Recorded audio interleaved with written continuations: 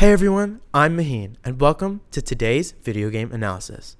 Today, we're going to be taking a deep dive into Rocket League, why I and many others love it so much, what went wrong, and where the game is now.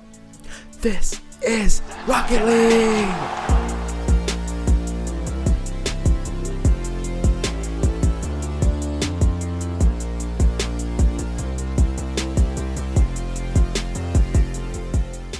Rocket League was released on July 7, 2015 by Psyonix as the successor of their previous game, Supersonic Acrobatic Rocket-Powered Battle Cars. It's a mouthful, I know. The premise of the game has always from day one been very simple. Soccer, but with cars that can jump in the air and are equipped with rocket boosters. But I know what you must be thinking. Maheen, that sounds like a kid's game. Who wants to play that? Well, let me tell you.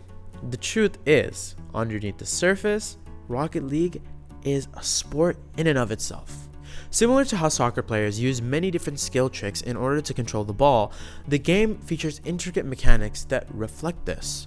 Take for instance the infamous air dribble, which is a technique that I myself am struggling to master. This is where a player propels himself through the air using their boost, gently tapping the ball along the way and slowly pushing it into the net.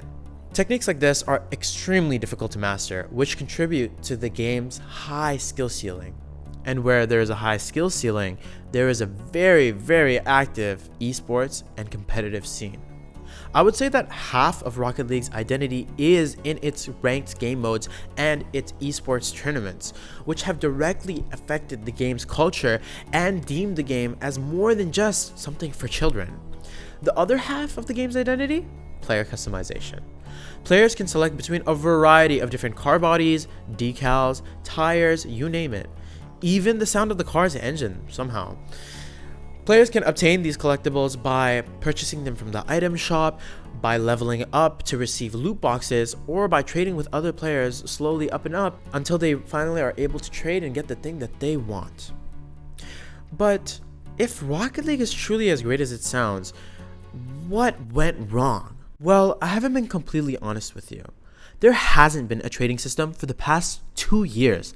Players can't even enjoy competitive games anymore because they're being placed against Smurfs. And, bro, forget about the player count. It's at an all-time low. And you know what? This is all because of one company. You may know them, you may not, but one thing is for certain. Their name?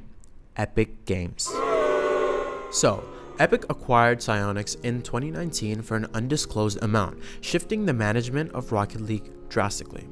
Probably the most detrimental thing that they did was remove player-to-player trading because it went against Epic's company policy, where items should not be sellable, transferable, or tradable. They also did this to support cross-game ownership. For example, if I have a car in Rocket League and a decal and a boost and tires, those items would be available for me to use in Fortnite, which is also owned by Epic. The removal of trading effectively nullified the value that in-game collectibles once had, and it also dissipated the trading community as a whole. The game no longer has an economy, and players are rightfully outraged. Some have even quit. One Reddit user, Ivycomb, says that they stopped playing because of the trading update. They refuse to play until they bring it back, and that it was entirely out of greed. Furthermore, the game has suffered what I like to call Fortnite washing. Before it was acquired, Rocket League's collectible system was much more different than it is today. It was based on loot crates, which you could obtain by playing matches and leveling up, or by spending money to purchase crate keys.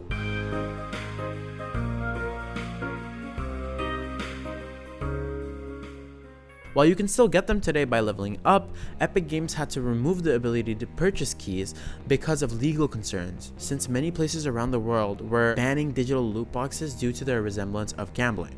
While I agree with their decision, they supplemented this removal by adding an item shop and a battle pass system instead, which made the collectible experience in the game identical to that of Fortnite's. After that, and the removal of trading, the game lost part of its core identity.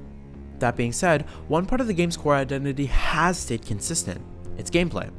While new game modes are occasionally swapped in and out, there haven't been any changes to Rocket League's core game modes and game mechanics throughout its entire history. This is most likely to maintain consistency, just like how any other sport stays the same. That's a plus because players don't want a game that is based on a sport to be changing its main rules. However, that is a major drawback because games like Fortnite or Apex Legends or Minecraft, they change every few months. So for a game to not be changing doesn't keep users engaged. As a result of all of these factors, Rocket League has suffered a major decline in player count. It peaked in September of 2020 at just over 146,000 players a day, but is now barely hitting 25,000. In the beginning, Rocket League was so innovative, so unique, and had community autonomy and self-expression through its popular trading system. But now it is merely a shell of the game it once was. Anyways guys, thanks for watching. Hit that like and subscribe button, ring that little bell, and drop any comments on how to get better at the game because I'm still Heartstuck Sober. Peace out.